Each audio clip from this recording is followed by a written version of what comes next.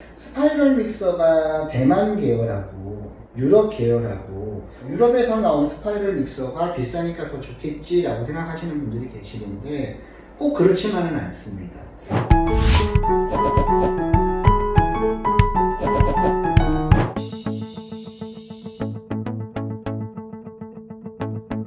이제 스파이럴 믹서에 대해서 한번 설명을 드릴게요. 우리가 스파이럴 믹서 같은 경우에는 다른 말로 반죽 전용 믹서라고 합니다. 버티컬 믹서로 칠 수 있는 반죽의 양이 한정되어 있다 보니까 나눠서 가져가는 거예요. 소용량의 반죽은 버티컬 믹서로 가져가시고, 전용으로 반죽을 담당하는 스파이럴 믹서로 대용량의 반죽을 효과적으로 쳐내는 거죠. 그래서 스파이럴 믹서는 특징이 뭐냐면 어떤 이런 툴을 교체할 수가 없어요. 화면상에 보시면 이 안쪽에 달려있는 스파이럴 훅이 고정되어 있습니다. 물론 이제 산업용으로 들어가게 되면 볼이 빠지는 경우도 있고 여러 가지가 있지만, 가장 일반적인 베이커리용으로 설명을 드렸을 때 이 믹싱 볼이 빠지지 않습니다. 스파이럴 훅도 고정이 되어 있습니다.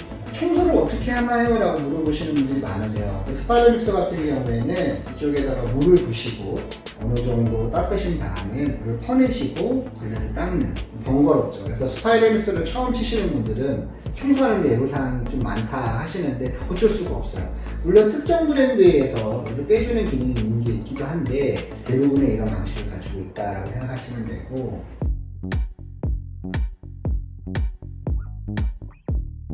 스파이럴 믹서 같은 경우에는 용량을 선택을 하실 때 똑같아요. 이 아이 같은 경우에는 밀가루 18kg가 최대 용량이니까 내가 한 10kg에서 한 12, 13kg까지 치는 데는 무리가 없겠구나 생각하시고 구매하시면 적당하신 거죠. 20kg 정도를 넣어서 치면 당장에는 돌아가지만 기계에는 엄청난 데미지가 들어가겠죠.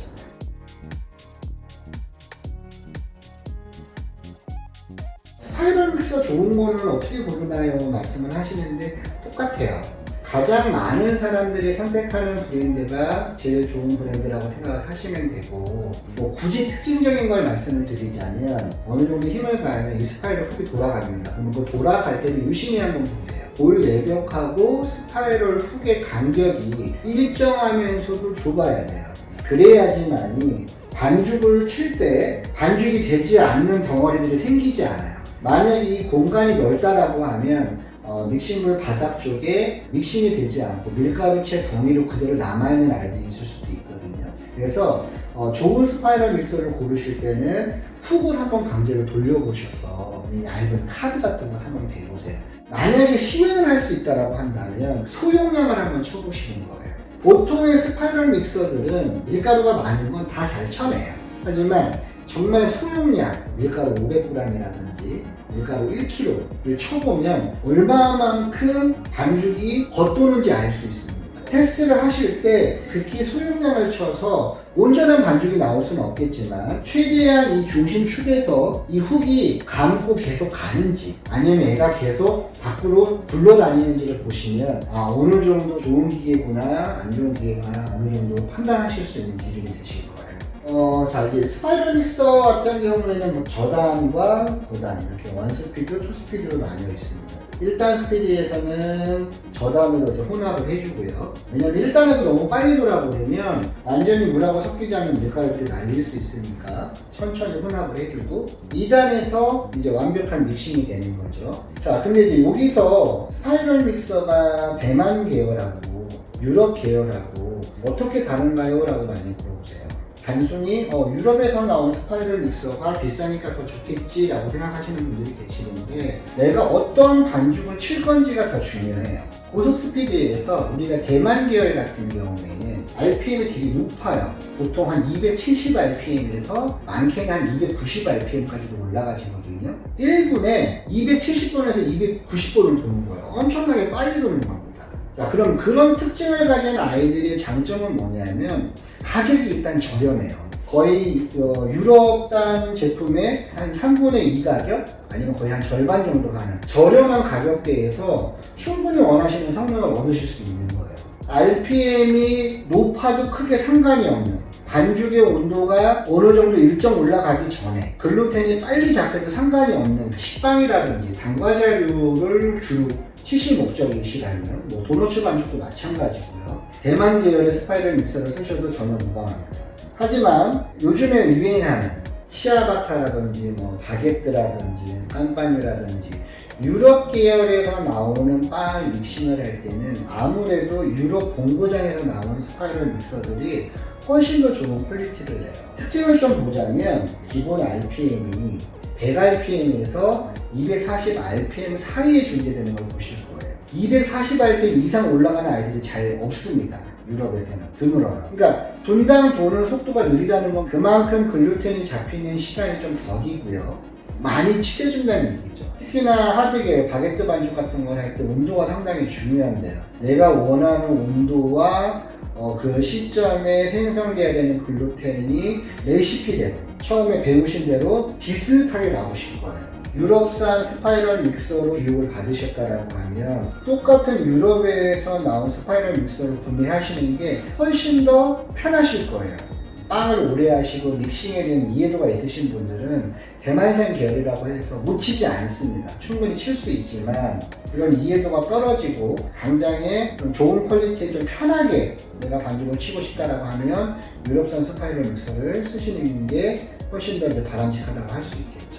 자, 결론적으로 말씀을 드리자면 기계적인 특징을 알고 환경적인 요인들 그런 부분들만 내가 잘 알고 거기에 맞춰서 반죽을 하신다고 하면 굳이 그게 대만산이냐 유럽산이냐는 중요하지 않습니다. 충분히 극복을 하실 수 있고요. 또 요즘에는 인버터 방식이라 그래서 변속이 1단, 2단 이렇게 나뉘어 있는 게 아니라 무단으로 변속할 수 있는 아이들이 나옵니다. 그러니까 RPM을 조절할 수 있는 아이들이 나와요. 그런 아이들 같은 경우에는 보다 섬세하게 반죽 레시피를 잡을 수 있겠죠. 단점은 뭐냐면 내구성 면에서 이미 고정 RPM을 갖고 있는 아이들보다는 조금 약할 수 있어요. 기술의 발전으로 인해서 내구성 면이 많이 좋아졌다고 하지만 효율적인 생산을 위해서 쓰기에는 상당히 고가고요. 제가 생각했을 때는 굳이 베이커리 카페에 꼭 필요한 장비라고 생각은 들지 않습니다. 아까 말씀드렸던 믹서의 특징을 알고 그런 부분들을 잘 조합하실 수 있는 게 가장 현명한 방법이라고 생각이 들고요. 인버터 방식의 믹서기들은 연구소라든지 레시피를 개발하는 곳 그런 곳들에서 효과적으로 활용을 할 수 있는 장비라고 생각을 합니다.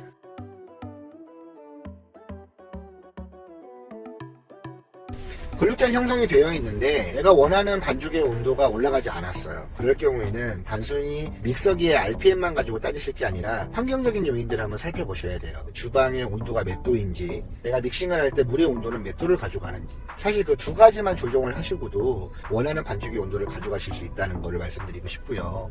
또 하나는 뭐냐면 바게트를 한번 예로 들어볼게요. 반죽의 온도를 24도로 맞추고 싶은데 이미 글루텐이 형성이 되었고 그때 당시에 반죽 온도를 체킹을 해보니까 뭐 한 21도, 22도 이렇게 나왔다라고 하면 믹싱을 더 돌릴 게 아니라 만약에 그 상황에서 믹싱을 더 돌리게 되면 글루텐이 파괴가 되겠죠. 그럴 경우에 차라리 1차 발효를 조금 더 가져가시는 것도 방법이 될 수 있습니다. 그러니까 모든 어떤 문제를 믹싱을 하는 믹서기 내에서 찾으시는 것보다는 아까 말씀드렸던 환경적인 요소나 발효 시점을 가지고도 충분히 극복을 할 수 있다는 걸 꼭 말씀드리고 싶고요. 또 하나는 버티컬 믹서는 소용량을 반죽을 치고 스파이럴 믹서는 대용량을 반죽을 담당한다 이런 개념보다는 오히려 이제 버티컬 믹서 같은 경우에는 내가 원하는 레시피를 만들 때 훨씬 더 유용하실 수 있어요. 버티컬 믹서 같은 경우에는 보통 1단에서 3단 또 1단에서 4단 이렇게 변속이 많이 되기 때문에 소용량으로 빵의 레시피를 개발할 때는 버티컬 믹서가 조금 더 유리할 수 있고요.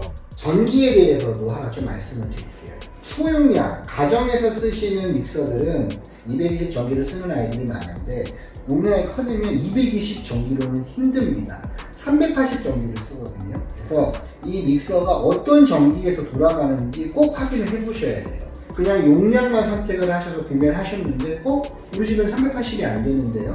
낭패를 보시는 경우가 있을 수 있어요. 버티컬 믹서하고 스파이럴 믹서의 조합에 대해서 많이들 물어보시는데 어떻게 빵을 하시느냐에 따라서 또 어떠한 레시피를 갖고 계시고 각가지 방법이 있겠지만 기본적으로 가장 많이 가져가시는 데크오븐 3에 3단하고 컨벡션 오븐 하나 정도 또 두오콘 하나에 발효기 정도 갖고 가시는 12평에서 15평 정도 되는 그런 주방에서는 이런 스파이럴 믹서 30L짜리 하나와 버티컬 믹서도 30L짜리 하나 그리고 테이블 위에 이런 탁상형 소형 믹서 정도 하나를 갖고 가시는 게 일반적이세요.